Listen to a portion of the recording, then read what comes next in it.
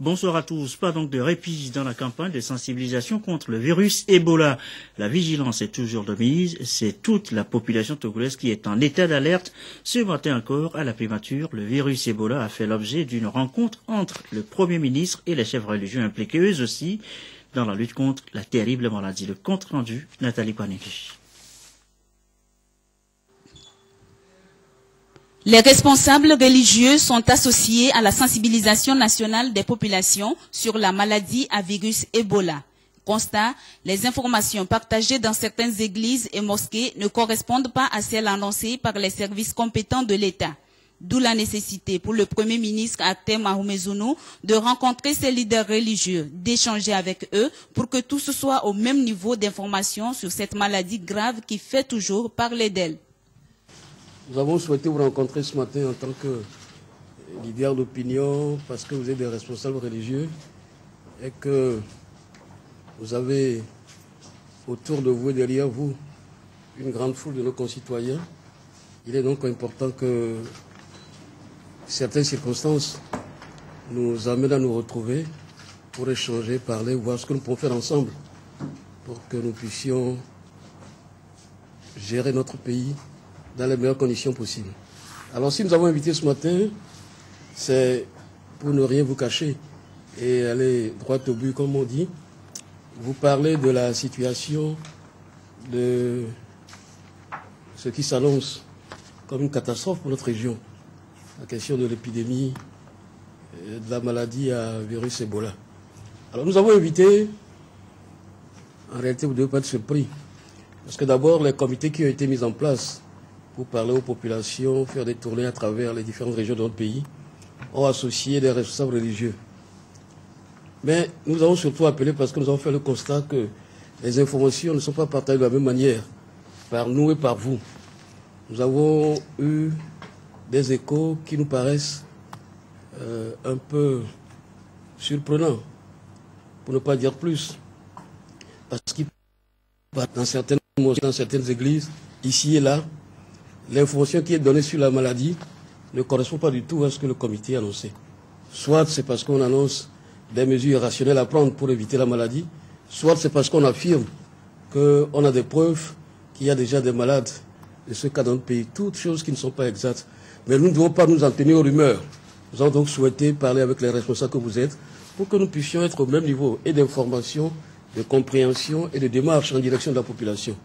Voilà donc les raisons qui ont fait que ce matin, nous avons souhaité vous rencontrer. C'est une rencontre d'échange, de manière fraternelle. C'est une rencontre aussi d'information. C'est aussi une rencontre d'action à mener ensemble en direction de la population, en direction de nos concitoyens pour que nous puissions juguler ce mal qui est un mal très grave. Voilà donc les raisons qui ont fait que nous avons invité tout à l'heure. Nous aurons des échanges et nous vous écouterons.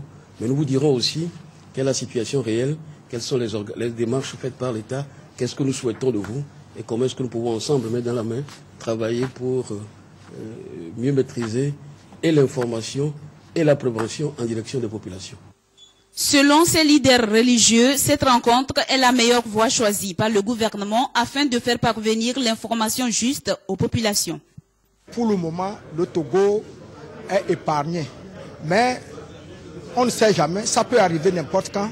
Donc les dispositions que nous devons prendre dans nos couvents, les dispositions que nous devons prendre aux côtés de ces gens-là, c'est de ça que nous avons discuté. Et nous pensons que ce n'est pas la dernière discussion.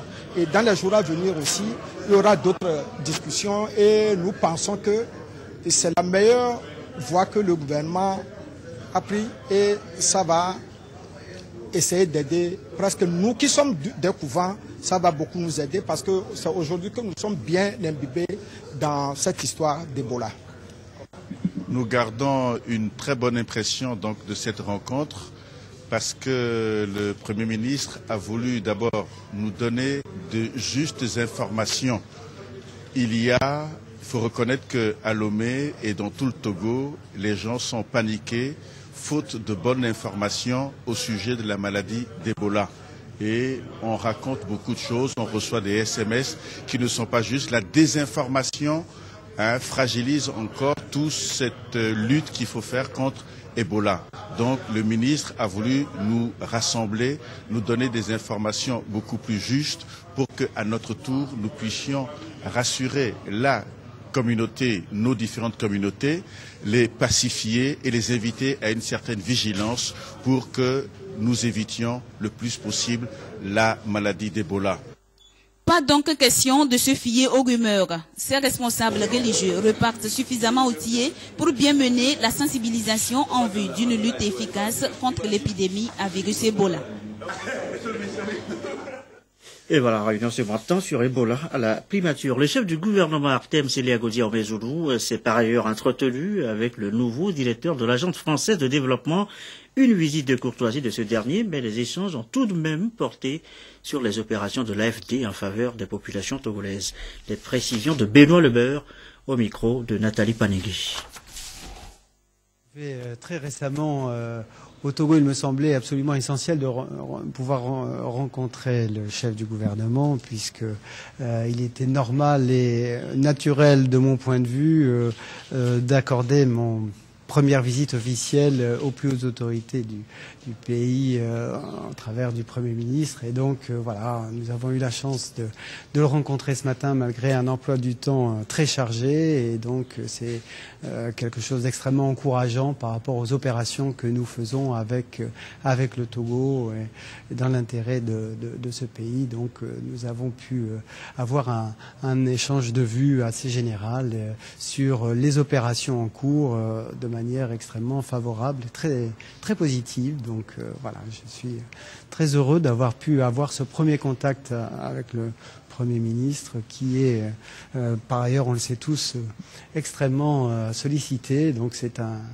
facteur d'attention très, très positif pour l'Agence française de développement.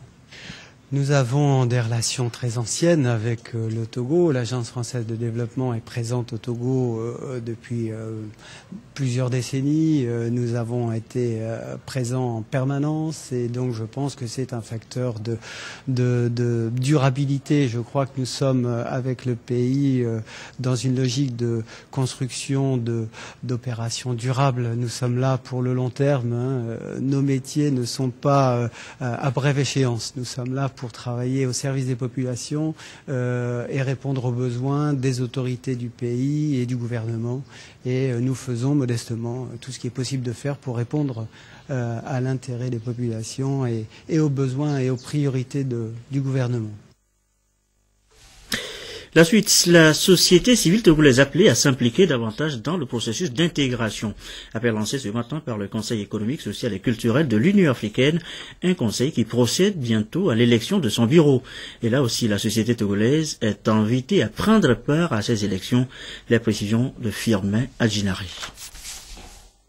Cette session d'information et de sensibilisation vise à motiver la société civile togolaise à s'impliquer davantage dans le processus d'intégration et de développement des pays membres de l'Union africaine. Ceci grâce à un partenariat entre les gouvernements et toutes les composantes des populations africaines. Les représentants du Conseil économique, social et culturel de l'Union africaine sont donc au Togo à cet effet pour une séance d'information sur les processus d'intégration. C'est une opportunité pour les organisations de la société civile togolaise de se mobiliser, de soumettre leur candidature pour être élus au sein de cet organe. Donc, contribuer effectivement au développement et à l'intégration de l'Union africaine. C'est un témoignage de démocratie, d'apprentissage de la démocratie, d'indépendance de la société civile africaine, parce que nous voulons que la société civile, l'Union africaine voudrait que la société civile s'approprie l'ECOSOC, qui est un outil pour elle de contribuer à la prise de décision.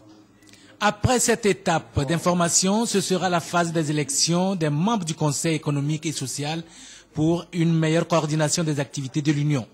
Des actions qui vont contribuer à la consolidation de la paix et de la sécurité en Afrique. Autre rencontre à signaler dans l'actualité ce jeudi, rencontre de sensibilisation, celle sur les opportunités qu'offre le marché financier de Liomoa. Rencontre d'information aussi pilotée par la Bourse régionale des valeurs mobilières, la BRVM. Elle s'appuie sur la Chambre de commerce. Que doit-on savoir précisément? Aristide Larson, Christine Pétier-Kialoudé. La Chambre de commerce et d'industrie du Togo et la Bourse régionale des valeurs mobilières, deux institutions qui ont à cœur le développement des entreprises à travers les opportunités qui s'offrent à elles. Parmi ces opportunités, celle du marché financier de l'Union économique et monétaire ouest-africaine UEMOA, objet d'une formation qu'ont reçu ces opérateurs économiques. L'idée, c'est de les amener à mobiliser des fonds sur le marché sous-régional. Concernant leur entreprise, elles ont la possibilité, pour celles qui ont des projets et qui sont à la recherche de financement, de mobiliser des montants assez conséquents, parce que c'est quand même des montants importants. Elles peuvent aussi, à travers ces informations, savoir qu'elles peuvent participer ou en tout cas prendre des parts dans le capital social d'autres entreprises. Le développement est presque impossible sans un marché financier bien structuré. Celui de l'UEMOA est bien organisé et jouit de la présence d'une banque centrale, la BCAO, d'un cadre réglementaire pour réguler les affaires, l'OHADA, et d'un système comptable pour garantir les bonnes pratiques. Ces atouts devront permettre à ces opérateurs économiques d'envisager de meilleures perspectives pour leurs entreprises. Les gens ont seulement l'habitude de penser que c'est seulement les bourses, mais il y a aussi des produits. Ils ont parlé de fonds communs de placement qui est FCP, et puis également le club des investisseurs. Voilà, donc c'est vraiment une grande opportunité. Donc les particuliers peuvent se regrouper en un club. D'autres formations du genre vont suivre. L'objectif poursuivi est de permettre aux opérateurs inscrits régulièrement à la Chambre de commerce d'être mieux informés à devenir des acteurs compétitifs sur le marché financier régional.